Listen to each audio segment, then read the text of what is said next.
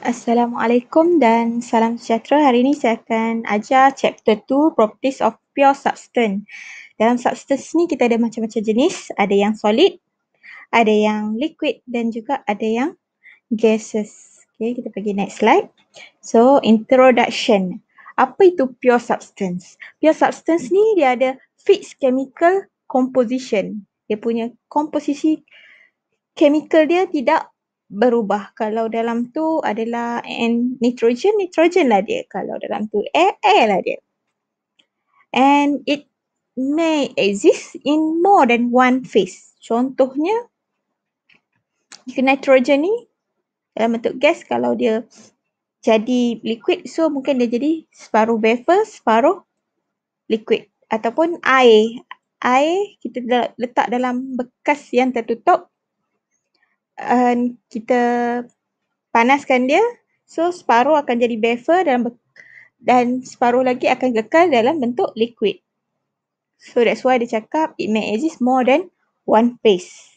So antara contoh substance ni adalah pure substance adalah water, H2O, and mixture of liquid and water vapor, yang ni gabungan, carbon dioxide, nitrogen, mixture of gas such as air. Okey, saya nak cerita pasal air ni. Air ni dia hanya pure substance bila mana semuanya dalam bentuk gas sebab dia gabungan beberapa gas as long as there is no change of phase. Tapi kalau phase dia berubah, ada separuh liquid, separuh air, dia tak jadi pure substance. Sebab apa? Sebab contohnya dalam botol air ni, yang kat bawah ni, yang liquid ni bukannya air, tapi yang kat bawah ni H2O, but kat atas tu adalah air. Dia adalah bukan pure substance. Sebab chemical composition dia tu tak fix. Okey, kita pergi pada next. Okey, kenapa pentingnya steam for heat transfer and power production?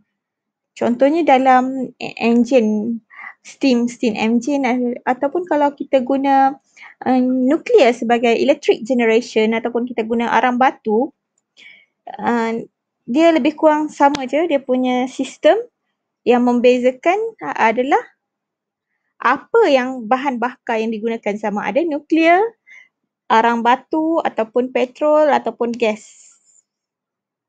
Kita tengok sistem dia. Okay, first kita ada water dekat sini. Daripada di tempat heat exchanger ni, water kita dipanaskan. Water yang panas di sini akan jadi steam. Bila dia jadi steam, dia bergerak laju. Dia akan masuk sini through the steam valve untuk control dia punya speed, and then dia masuk dekat steam turbine. Bila dia masuk steam turbine, dia akan memutarkan turbine tersebut. Turbine itu berputar menghasilkan mechanical power. Dari mechanical power dekat generator tersebut, dia tukar mechanical power to the electrical power. So terhasillah AC power yang kita gunakan di rumah ataupun di dalam bangunan. And then wap air tu yang dah memberi tenaga untuk memutarkan turbine tu akan pergi kepada steam condenser. Dia akan disejukkan balik, ada cooling water untuk sejukkan balik steam tadi, dan dia akan patah balik, dipump oleh water pump dan masuk balik heat exchanger untuk dipanaskan balik, dan terus circle dia. Sentiasa berpusing dah water tu. Okey, seterusnya. Substance ni dia ada 3 phase. Satu, phase solid, iaitu pepejal dalam bahasa Melayunya. Kedua, phase liquid, cecair. Kalau awak tengok phase solid ni, dia terikat antara satu sama lain molekul dia. Bila dia dah jadi fluid, dia dah tercabut ikatan dan dia mula bebas bergerak. Bila dah tukar kepada phase gases, dia akan bergerak dengan lajunya. Dan tu memberi tenaga kepada turbin tadi untuk berpusing. Dia bila kita panaskan, dia akan memberi tenaga untuk molekul ni berpecah dan bergerak. Makin banyak heat kita bagi, makin lajulah dia bergerak antara molekul ni. Okey, ini saya nak ajar tentang phase change process of pure substance. Okey, ni adalah dinamakan sebagai TV diagram.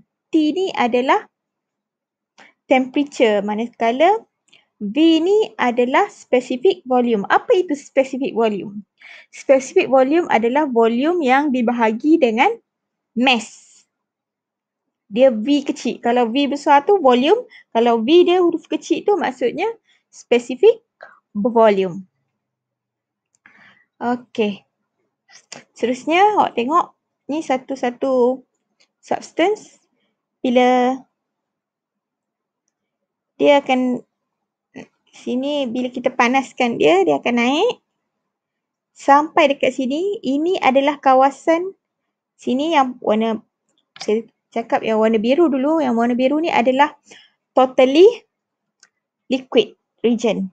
And then dia akan sampai ke line ni. Line yang warna purple awak tengok ni, line yang akan menukarkan daripada liquid kepada gas. Kalau kita biasa panggil takat didih lah, boiling temperature. Dia boleh tukar daripada liquid jadi gas.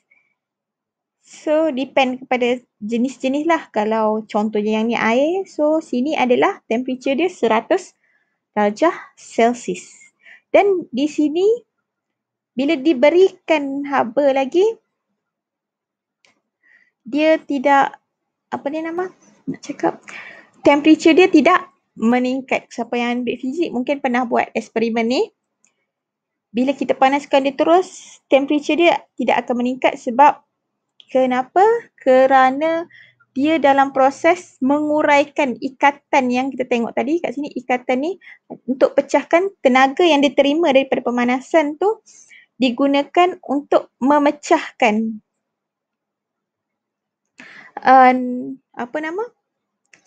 molekul-molekul yang bercantum tadi, ikatan antara molekul tadi. So, kat sini, dari sini dia lebih kepada liquid. Lepas tu, kat sini dia lebih kepada vapor. Sebab tu kat sini dia adalah gabungan antara liquid dan vapor. Dan bila dia dah totally bertukar kepada vapor, ikatan-ikatan tu dah berjaya tukar dia punya phase, so dia akan naik balik temperature. Sini adalah di mana temperature dia sama, dia punya volume dia makin membesar, dia makin menjauh dia punya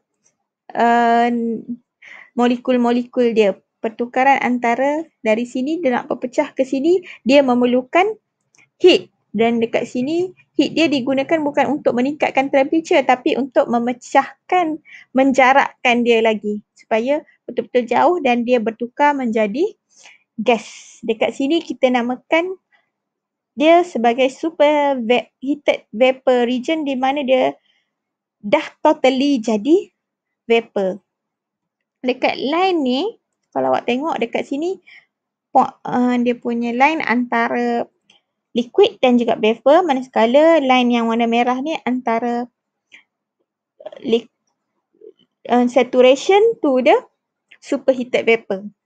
Manakala di atas ni dinamakan critical point di mana titik kritikal bertukar daripada saturated liquid line kepada saturated vapor line. Titik pemisah dia. Okey, saya akan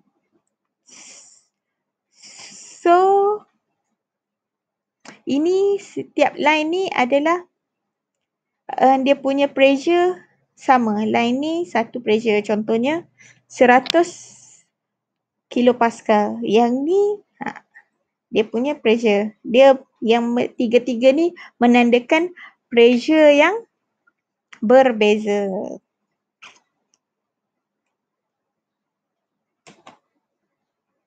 Okey. Lagi tinggi dia punya pressure, kalau tak silap saya dia lagi atas ni. Okey, seterusnya kita pergi dekat diagram PV diagram. Dekat sini kita tengok kalau tadi dia meningkat, yang ni pressure kepada V, volume, specific volume. Tadi kita tengok yang temperature, di sini kita tengok yang pressure. Diagram pula. So dekat sini adalah liquid, kat sini adalah gabungan saturated, and then kat sini superheated. So yang ni kalau dia samakan dia punya temperature thermal. Okay, kita setkan contoh thermal dia 100 ke. So daripada liquid dia pergi sini, pressure dia akan sama, and then dah sampai dekat saturated dia totally tukar, baru pressure dia akan berubah dan menurun. Bila makin panas dia punya makin totally tukar kepada vapor, dia punya pressure akan menurun di sini, dan dia punya, sebab dia punya volume dia bertambah. Kecuali kita fixkan volume dia, kalau kita fixkan volume dia, barulah dia punya pressure ni meningkat. Kalau tak dia punya, kalau ikut graf ni, dia punya pressure akan makin menurun bila volume, specific volume bertambah dan apabila dipanaskan. Sama juga dengan tadi, kat sini kawasan liquid, kat sini saturated, gabungan liquid dan vapor, kat sini totally vapor, dan penghubung antara saturated liquid line dengan saturated vapor line ada critical point. So awak ingat, kalau graf T lawan V, yang satu garis ni dia adalah isobar, sama dia punya pressure. Manakala kalau P lawan V dia punya ni adalah isothermal. Kita kekalkan dia punya temperature.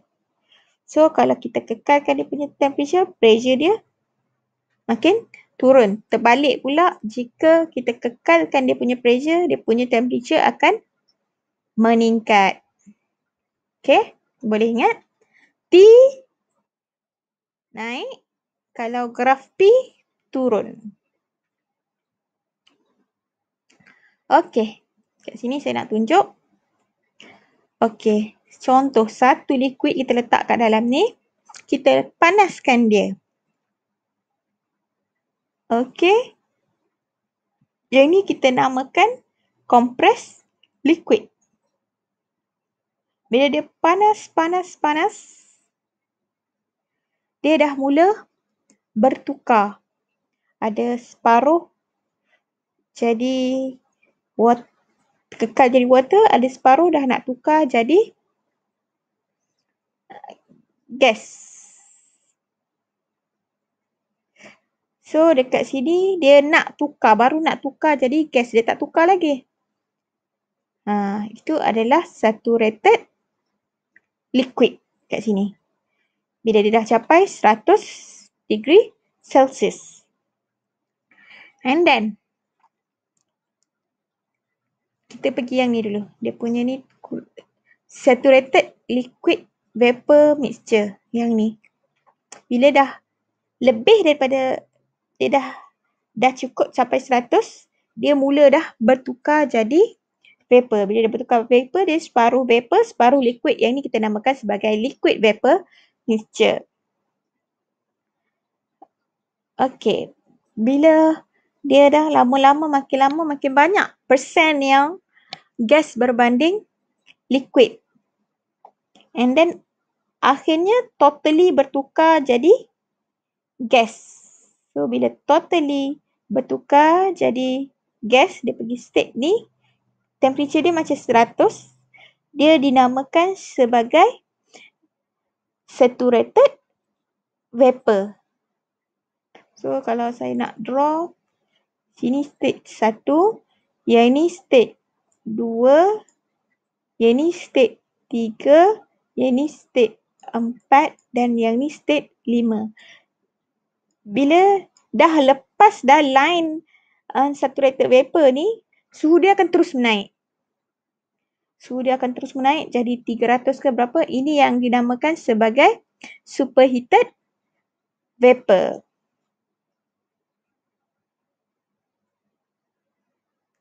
Okey.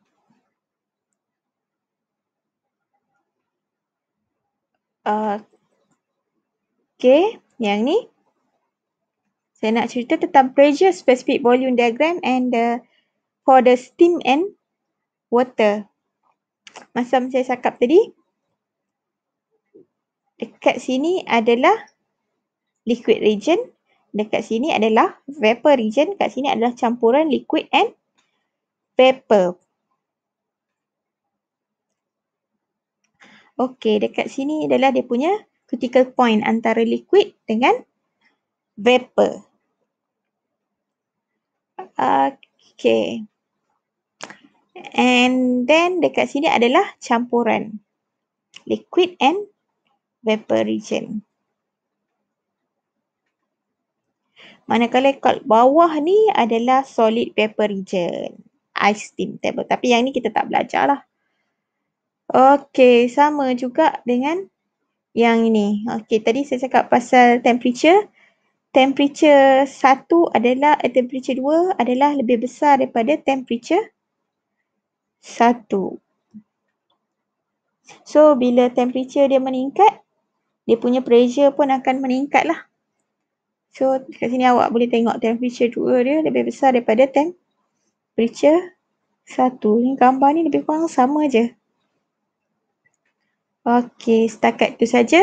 Nanti kita sambung lagi. Sekian, terima kasih.